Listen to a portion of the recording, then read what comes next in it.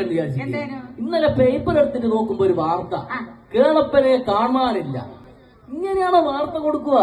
എല്ലാടും ഒരാളെ കാണാനില്ലെങ്കിൽ പിന്നെ വാർത്ത കൊടുക്കണ്ടേ? അതിനെന്താ മോശം?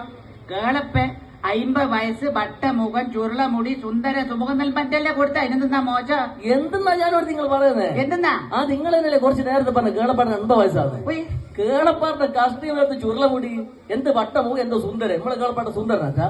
അതല്ല മനെ, ആ വാർത്ത വായിച്ചിട്ട് അതുപോലത്തെ ഒരു കേളപ്പാട്ടം വരുമല്ലോ എന്ന് വെച്ചിട്ട് കൊടുത്തതാ. കേളപ്പാട്ടല്ലേ പണ്ട് ഗൾഫിൽ പോയെ? എന്റെ മക്കളെ, കേളപ്പാട്ടൻ ഗൾഫിൽ പോയ കാര്യമൊന്നും ഞാൻ ആരോടും പറയലില്ല. അതിന്റെ നല്ല രസ. അതെന്നാ സംഭവം എന്ന് വെച്ചാല്, കേളപ്പാട്ടൻ ആദ്യമായിട്ട്, നിങ്ങൾ കേൾക്കണേ, കേളപ്പാട്ടനെ കേൾക്കണേ ഞാൻ പറഞ്ഞു. കേളപ്പാട്ടൻ ആദ്യമായിട്ട് ഗൾഫിൽ പോയൊരു പണി കിട്ടിയ അറബീന്റെ പീടിയല്ല. അറബീന്റെ പീടിയെന്ന് പറയുമ്പോ നമ്മളെ തിരിയുന്ന കോഴി വെക്കുന്ന പീടിയ. എന്തെന്നാല് കോഴി അങ്ങനെ തന്നെ ചൂടുന്നേ. ഈ പീടിയല്ല പണി കിട്ടിയേ. ഒരു ദിവസം രാവിലെ തന്നെ ഒരു പൈസക്കാരൻ അറബി കേളപ്പാട്ടിന്റെ അടുത്ത് വന്നിട്ട് പറഞ്ഞ് ബർമേന്റെ കോഴി വേണം. ബർമേന്റെ കോഴിയാ? ബർമേന്റെ കോഴി എന്ന് പറയുന്നത് സാധാ കോഴിക്ക് 100 റുപ്യെങ്കിൽ ബർമേന്റെ കോഴിക്ക് 5000 റുപ്യ. മക്കൾ എല്ലാ ജാനത്ത് ഒരു കോഴിക്ക് 5000 റുപ്യ.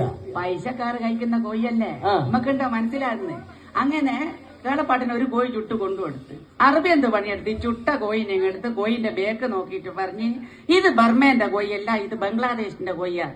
ബേക്ക് നോക്കിയാൽ മനസ്സിലാവും. അറബി സ്ഥിരം കഴിക്കുന്നല്ലോ, എനിക്ക് മനസ്സിലാവും. അങ്ങനെ കേളപ്പാട്ടൻ രണ്ടാമതൊരു കോഴി ചുട്ട് കൊണ്ടുകൊടുത്ത് അറബി എന്ത് പണിയെടുത്ത് ഈ ചുട്ട കോഴിനെ എടുത്ത് കോഴിന്റെ ബേക്ക് നോക്കിയിട്ട് പറഞ്ഞു ഇത് ബർമേന്റെ കോഴിയല്ല, ഇത് പാകിസ്ഥാന്റെ കോഴിയാണ്. അപ്പം മൂന്നാമതൊരു കോഴിനെ ചുട്ട് കേളപ്പാട്ടം കൊണ്ടുകൊടുത്ത് പതിവ് പോലെ തന്നെ അറബി കോഴിനെ എടുത്ത് കോഴിന്റെ ബേക്ക് നോക്കിയിട്ട് പറഞ്ഞു ഇത് ബർമേന്റെ കോഴിയാ, ഈ കോഴിനെ കൊണ്ടാ ഞാൻ പറഞ്ഞു. കേളപ്പാട്ടന്റെ ബേജാറ് കളിയെല്ലാം കണ്ടിട്ട് അറബി കേളപ്പാട്ടിനോട് ചോദിച്ചു എന്തെന്നാ പേര്. അപ്പാട് കേളപ്പാട്ടൻ പറഞ്ഞു കേളപ്പൻ. അങ്ങനെ പിന്നെ അറബി ചോദിച്ചു ഏതാ രാജ്യം എന്ന് കേളപ്പാട്ടനോട്. ഏതാ രാജ്യം എന്ന് ചോദിച്ചു കേളപ്പാട്ടൻ